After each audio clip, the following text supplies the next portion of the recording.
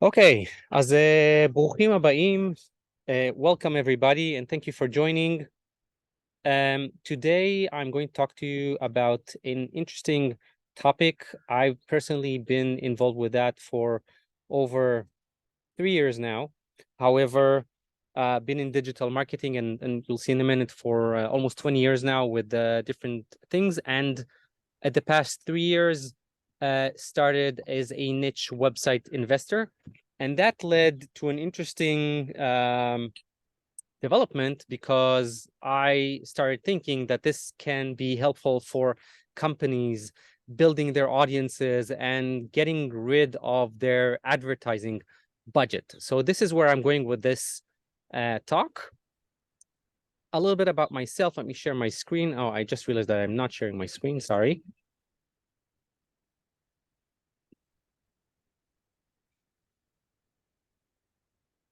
Hold on.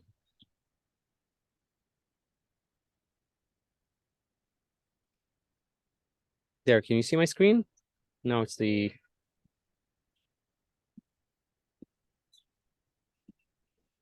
I can't see you now, guys. Okay. Just tell me in the chat if you can see the screen. That will be great. Hello, Roman. Hello, John. Hello, Iftach. Hello, Yoel. Who else is here? Thank you for joining. Okay. Thank you, El. Okay. So we're talking about increasing revenue and sales by buying and selling websites. Basically by buying. However, you'll see the selling part in a minute. A little bit about myself. My name is Shlomo Freund, and I've been at digital marketing for almost around 18 years. I'm an electrical engineer. However, I haven't done that in many years. I'm an entrepreneur, and in the past 3 years, specifically digital asset investor, which means SaaS and niche content websites. These are the ones that I'm buying on my brand, Free Financial Self. Also do this consulting for individuals and companies. I'll say a little bit more about this moving forward.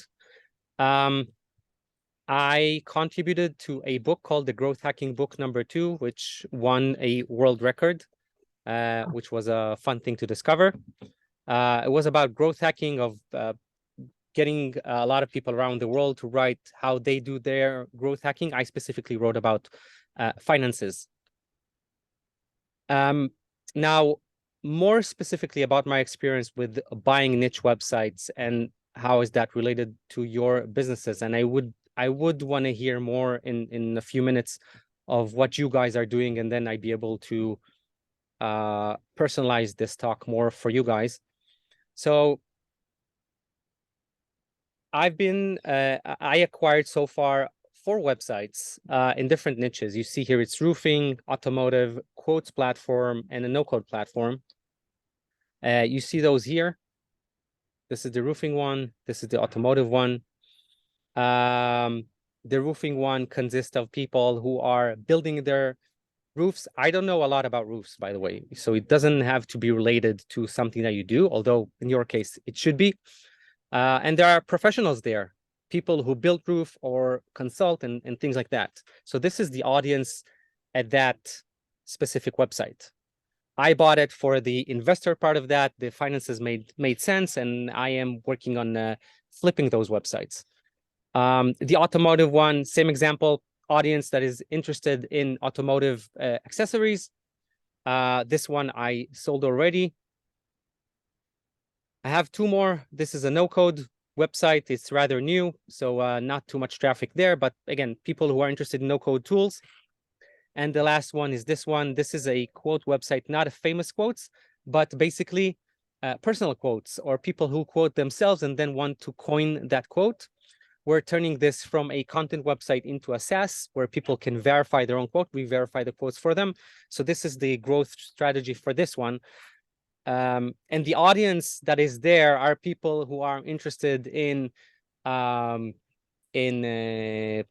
games, in literature, in art, in riddles, word games, things like that. That's the audience over there. So think of all these websites as, yes, they're money generating, as by themselves, and I'll talk a little bit more about it going forward, but they also consist of an audience that might be relevant for a business. So instead of doing that ad spend over and over again, every week, every month, every day, you buy that website, you maintain that one, and you have that audience keep flowing into that website and then convert them into your clients. So I'd love if you can share a little bit about which company you're from, what you guys are doing, and maybe something about your how you're now doing paid ads. I'm just going to go with the order that I have here on my screen, or just go one by one. We're not a huge audience here. So Yehuda, do you want to start? Yes, I'm strategic consultant. We think that we are going to grow in the website field because we see that it's need to be professional, yet it can gain more than 15% a year. Yeah. Okay. So we're talking about investing in websites specifically, not necessarily for from a B2B perspective, if I understand correctly. Yes, not exactly for B2B, but because every company has its own products, necessities, and this is why we are just like looking to see the level of investments that we can add to the investors by Okay. improving the variety of investments that we can add them. I see. I see. By the way, returns on niche websites, and you'll see that moving forward, the cash flow is around 30% a year. So it's more than the 15, and the growth can be even more than that. Not in every case, but definitely 15 is a rather let's say reasonable number for this kind of industry. Thank you, Yehuda. Yoel, do you want to go next? Thank you. I am a product consultant, and I'm interested in merging digital growth and digital marketing into SaaS products for my clients. Okay. Are you current? So you're an independent consultant, as I understand. Yeah. Okay, got it. Okay, John, do you want to go next?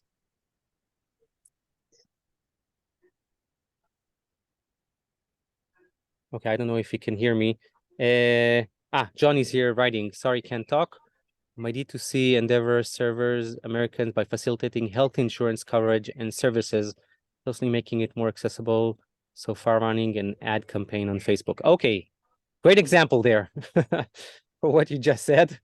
Yeah, I'll try to give more example from the health industry. Thank you for sharing, John. Who else is here? I see that we have Itamar. Itamar, do you want to share? We're just sharing. Where are you from? What do you do? What's your interest? Just 1-2 sentences. I'm from Israel, from Tel Aviv. My current business is in cybersecurity. Okay. So your clients are, if you can share? Generally, mostly SMBs. SMBs. But, yeah. Okay, I understand. So I took these numbers of cost per click, and your numbers may vary with a little bit of research, understanding what's the CPC on different industries. You can see the numbers here. And when you're running these, let's say for 1,000 users, however long that takes you, these are the numbers. So this can be up to, you can see here, from $500 to $5,000 for 1,000 users. And this is not for a buying client. It's just to get somebody into your website, into your niche. So, as I said, the solution that I suggest here or offer here is buying a marketing channel, making this your asset that can support your business. And it's cheaper to run than and more robust than keep running ads. It's not either or, to be honest, but definitely something that can make your business more stable. And if something goes with the ad spend, you can just put this aside and then go with the other channel, with what you bought. And you don't have to stop with one website. You can buy many of those at the same niche, different audiences, maybe at the different stages of the different stages of the buying path, let's say it this way. So I'm gonna show you here when I'm talking about these kind of websites, what exactly are they? How do you find them? How do you price them? How much you pay for them? How do you run them? I'm going to give this overview, and I'll try to give more examples of some of the things you told me.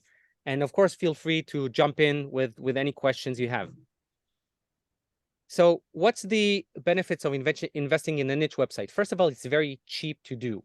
When I'm looking at deals and I see dozens of deals every week, the thing that you see on, let's say all of them, is hosting and domain, basically a $20, $30 expense a year over just to run that website. Now, I'm not saying it's going to be the only expense. There are also one-time expenses like content and maybe a freelancer that you got for something. But the ongoing things, usually these are the things that you see. Yes, there may be more plugins and other things, and you can see those on the P&L sheet of the website. There's potential for passive income or semi-passive income. Now, I'm not so much into this at this talk.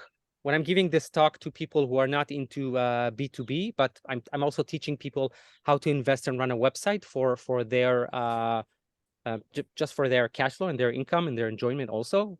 This is where it comes in. Okay, so these websites do make money already. Usually they already have traffic, they make money, and the nice thing is that you can go find easy wins and make them worth more, and then either flip them or hold them for longer.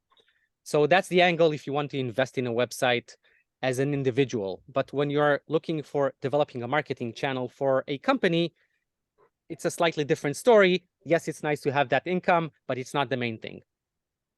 So, and another benefit is, of course, special interest. So for an individual would be something that they love to do, but for a company, it will be whatever the company does, and then developing a marketing channel for that business. Any questions? Feel free to jump in. Let me just see. Okay. Okay. So what is a niche website?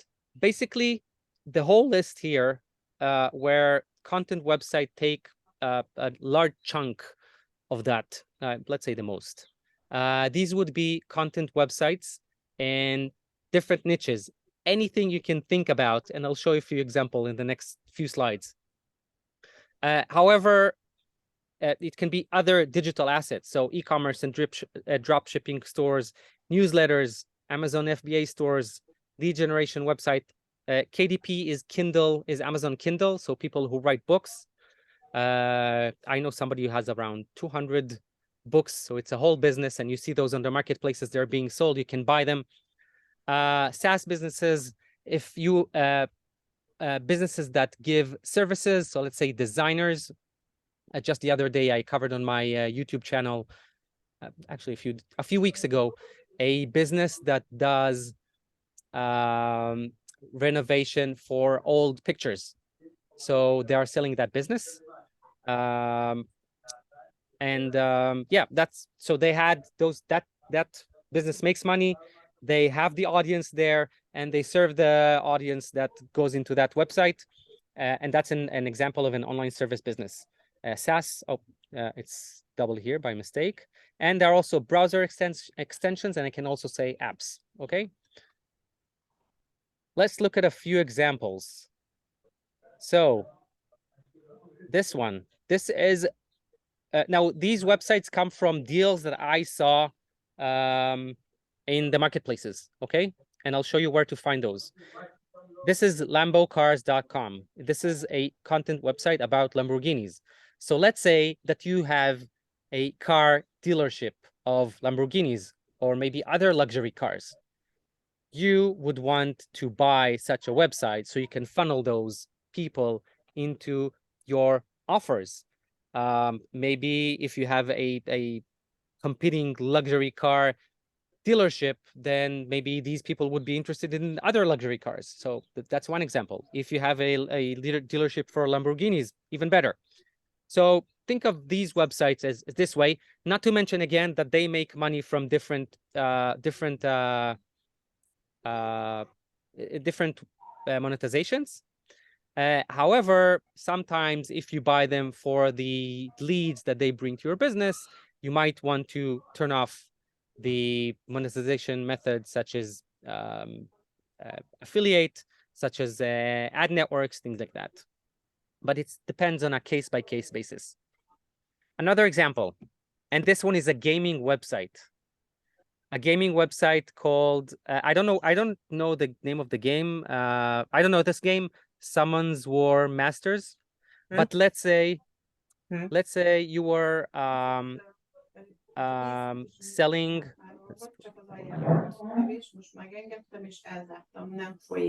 Yeah. Csak hogyha én már kérdezi, a slag miért van kivéve, nincs értelme begyögtetni a vizet, mert semmi nem fog lesz szinte benne. Can you please mute yourselves? Yeah. I can't find how to mute everyone. Anyway, so imagine that you have a business for selling products to gamers. This would be a perfect website for you because you have people who are gamers who like gaming. Maybe they buy, by the way, I don't know, I don't think it's a board game, but they're also, you know, it can also be for board game websites and things like that. These people love the game that they're playing. They're very enthusiastic about it. These are a wonderful community. You can just buy that website as, again, a marketing channel for whatever product you have, assuming it's the right fit. Another example, and this one is, I personally did a due diligence for this one as an investor, and this one is for, it's called Word.rodeo, and that was for blank, I forgot the name of that. Wordle. It was for a Wordle platform, so you can incorporate a Wordle game and personalized ones in your website. That was their business model. So this was a B2B business. So imagine again that you have a brand that is about word games, or a website, which maybe it's a content website or a media one, and you want to sell this to other media content media websites. So that can be another example. Excuse me. But the point is, again, you have an audience already, which keep coming in, either the same audience or because they're already ranked high on Google for the right keywords. So just use this to your advantage instead of keep spending on paid ads. Now, where do you find those niche websites? So one place to go, the biggest platform is, and most known, is Flippa. It used to be more of the wild west. It still is. However, they're getting better. And I'll show you a deal or two from there. And the ones who's going to stay at the end, we're going to do a demo where we'll go. You'll tell me what kind of niche you're at, and we can try to find roughly something that will be a fit for you and see if this is a good website or bad website to buy for your business. But we'll do it all the way at the end. So Flippa is one example. Empire Flippers, Motion Invest are marketplaces for buying and selling websites. Empire Flippers are very reliable, very reliable, because they check that the seller is really the seller, that the earnings are really the earnings. They don't do a full due diligence. It's still up to the buyer. However, it's much safer to buy, and but you pay a premium for that, meaning usually multipliers there are higher and prices there are higher. We'll see that in a minute.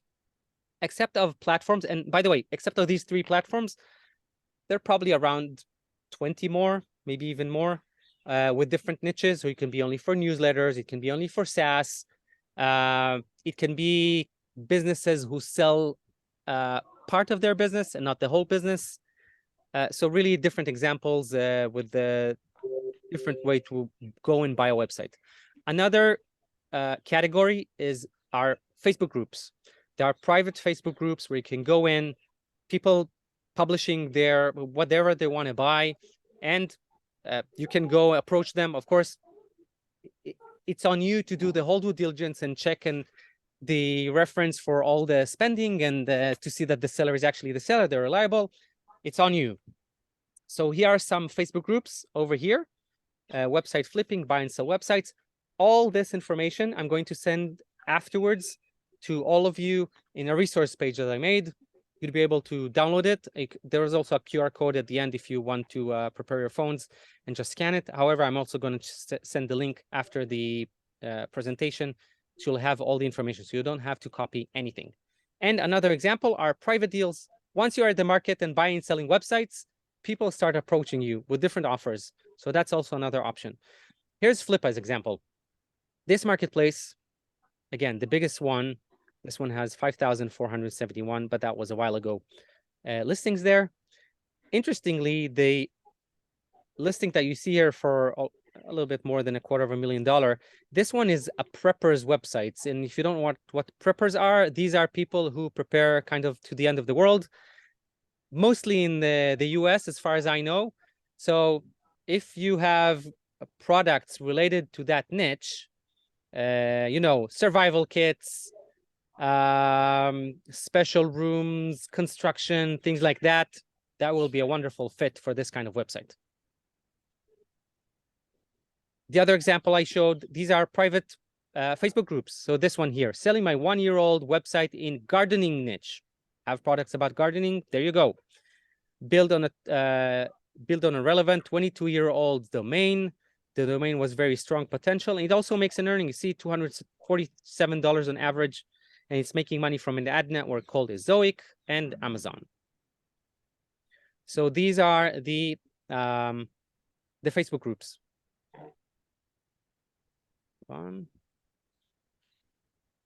And private deals. Look, this is my Twitter account. I'm asking people all the time, and I get replies. I get DMs for different deals, things that happen. So this is another example. By the way, this guy, Ilya, he is Ukrainian, and he has something called a platform called MicroAcquire. Again, for selling mostly SaaS businesses on that platform. There is another very big one called Acquire.com, the more expensive ones are there. Okay, let's talk a little bit about pricing. So for niche websites, usually the price is between 30 to 45x. Now multipliers are a little lower of the net revenue. So a website that makes net $1,000 would cost between $30,000 to $45,000. That's the cost. In terms of traffic, it can really vary, by the way. So a website like that, I bought my roofing website, and it made around 1,000, a little bit less. And it had back then 30 to 35,000 people a month on the website. And it cost around $30,000. Okay, so this is the traffic that you got. However, a year and a half later, I bought the Quotesu website, which has 40 to 45,000 people, and that one cost only $3,500.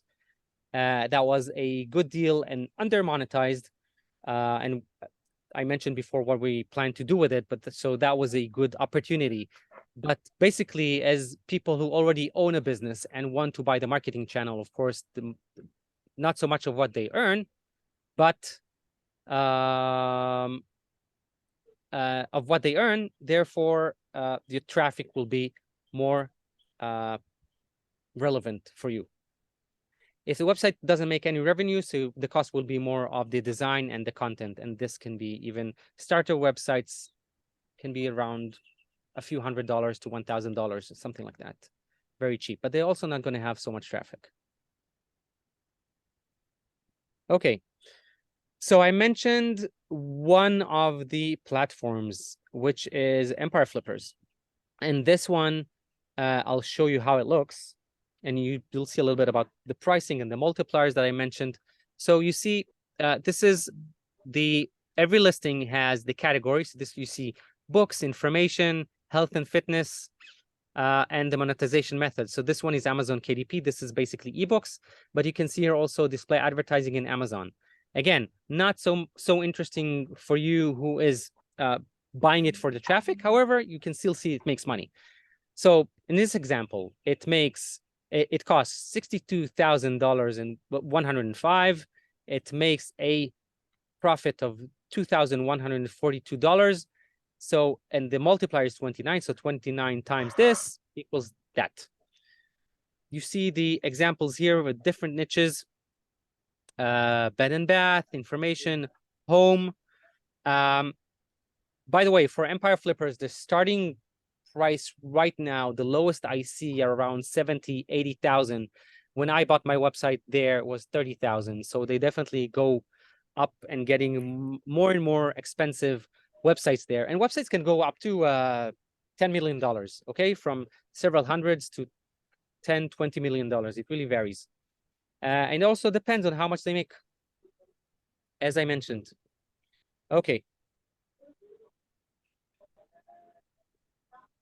Less important, but let's talk briefly about that, of how they make money. So this can be from ad networks that I mentioned. It can be from private ads.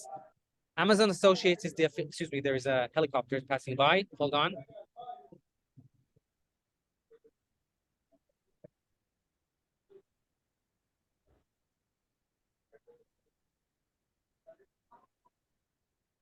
Maybe a few. Can you guys hear it? Okay, they passed. So really, websites make money from ad network, from private ads. Amazon Associates is the affiliate network of Amazon. They don't pay as much, average of 3 to 4%. However, therefore you'd want to move from that ad network to better, not ad network, affiliate network, to better affiliate networks. However, their conversion rate is amazing. So there's a trade-off here. You can see the other options for making money from a website. I assume you know some of those. If you're digital marketing, you know that. So selling a product, selling service, membership, SaaS, any of those. Okay. What are the skills for running a website? You tell me, Shlomo, great. We bought a website. Now what? So yes, you do need to know how to operate it. It can be by a single person, and basically when you're buying a website, most of the work is when you buy it, to kind of adjust it to what you need, or the easy wins that I mentioned before. However, you can get that a website would take about a few hours a week to run, and that's definitely worth it, especially if it keeps bringing you clients into your funnel. You see here, there will be product management, SEO. Most of the websites sold are on WordPress platform. However, you can get better prices if they're not on WordPress. The Quotes website is a raw PHP and was definitely a wonderful buy. You need to know a little bit about affiliate marketing, finance, and negotiation. And when you're hiring VA, of course, that too. I have a VA that helps me run my websites. It's much easier for doing all the basically all the technical stuff, all the technical tasks that I need to do. There are risks when buying websites, so it's not all rainbows and unicorns. So you need to know. I would actually start with the second. So Google Updates. when you're buying a website, there is certain traffic going in. However, a few times a year, sometimes even a few times a month, there are Google updates, and this is when the whole industry of the niche website investors are talking about my website is up, my website is down. So it really can drop a website, but also can lift a website. But a website can be hit with the traffic with a Google update. So this is something to take into account. And you need to be ready for these kind of things. So usually Google say what they're looking for in a good website, if it's valuable for people and search and give valuable information. And then at some point they're making the updates. You need to prepare for that. So this is Google updates. Also valuation risks, but this is more of you did not evaluate the price of the website right. I know that now. So my first website was the roofing one. I know that I overpaid probably around 15% on that one. So this is something that I learned over time for making in order to evaluate. And also, I don't buy on Empire Flippers right now. There is a premium over there, and most of the people there are pros. On the other hand, with Flippa and sometimes others, you can get really good deals with people who are basically hobbyists about a certain topic. They wrote a wonderful, wonderful content website about their niche. So the people really come to their website, and it's good quality content. And then you can also get it for a better price. Sometimes affiliate program change. It's not as concerning for you guys. But as example with the Amazon, so they cut their earnings in 50%, just like that. So think of other website that made money from that. They were worth half within a day. There can also be Google penalties for things that you did wrong with your content, and fraud. Let's say you bought a website, but the owner is not the owner. So there are ways to mitigate these kind of things with the fraud. What do you need to look for when you're doing due diligence for a niche website? So first of all, looking at link profile, you need to see that it has good authority, valuable links pointing into the website from other websites. You'd want to look for links from media companies like Forbes, Fast Company, many of those, CNN, any of those. You'd want to see that the keywords that you are linking to the website, or this how people are ranking for the website, sorry, are keywords that are relevant for you. So maybe buyer intent keywords, and this would maybe lead to a review post, or maybe you would lead to an informative post, and this is where you put your product there. So these kind of things. Of course, traffic is important, high traffic, and finances. You want to make sure that everything looks legit and makes sense, and really asking hard questions about things that you see red flags there. It's a good thing to do. When you're buying a website, you need to ask for three things: Google Analytics access, so you can check the history of the website. You'd want to see that probably a year, even more than a year of traffic. You want to see that if it's a seasonal or non-seasonal traffic. If there are some traffic that doesn't make sense for some reason, ask about that. So you want to look into, of course, into Google Analytics. It's very, very common to do that. And if somebody tells you, give me an offer and then I'll give you access, move to the next website. It's very common, and it's okay to ask for that. Google Search Console would give you the actual information of how the website is ranking. It's not on all deals, but still it's okay to ask. And the last thing is a P&L sheet. Make sure what the spending is on and what's the revenue is. Again, if the website doesn't make any money or even losing money, but you buy it for the traffic, that's great, but still look at the P&L.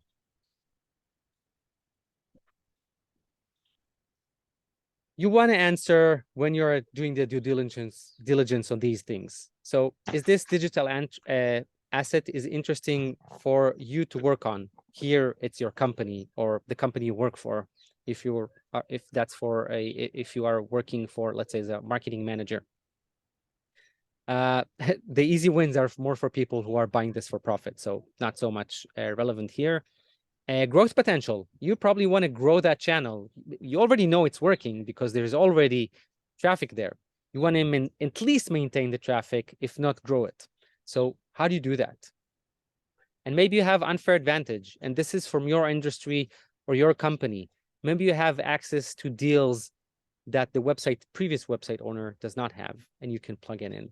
Maybe you have access to communities that he has not developed. So this is something which is good for you. So what I you can do next is, first of all, this is a QR code. So please go scan the QR code. You can have a 15-minute kickstart call with me. If you already have a website, because I sent a message on Flippa for asking people to find a website already. So if you already have one, wonderful. You can come to the meeting with this one. And at the end, I'll send you the resource PDF and of course the call if you want to join that 15-minute call. I am going to do a live demo here for the ones who stayed. So either Yuda or John, or maybe you have time for both. If you want to tell me what your industries are, and I can do a go to Flippa and look for other things. Just two more things. So this is if you want to scan and have a meeting. And this is the resources page right here. I'm also going to send the link. But if you want, I'll give just 20 seconds. You can take your phone, just scan that. That's also an option.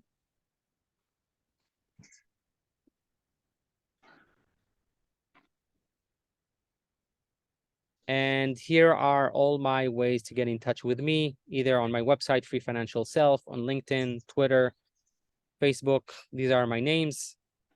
On Instagram and YouTube, you have my channel, Free Financial Self, and my email, shlomo@freefinancialself.com. We have a question from John. I'd be glad to. Can we do it in writing, or would you rather we schedule a quick call via the QR code? So I think that it's best that we do with a quick call in this case, because it's more, we can go a little bit back and forth with you, guide me. So here's the QR code. Yuda, do you want to maybe tell me a little bit about your industry, and maybe we can take it further? I can go and do a demo, maybe something that will be helpful for you. I don't know if he's there. Not now. Not now. I see. Would you like to just tell me what kind of industry, and then I'll just go and search for something? Was that the back and forth? Let's discuss it later. No problem. Okay. Okay, got it. Okay, so just schedule a call with me. That's the QR code. And or here, you can also get in touch with me through those. And thank you very much for joining. And I will probably do another talk like this, maybe with a different twist. For other people to join. We had rather large audience register, but maybe the time was not the right. So we'll try to do it another time. Thank you very much, everyone. See you next time. Cheers.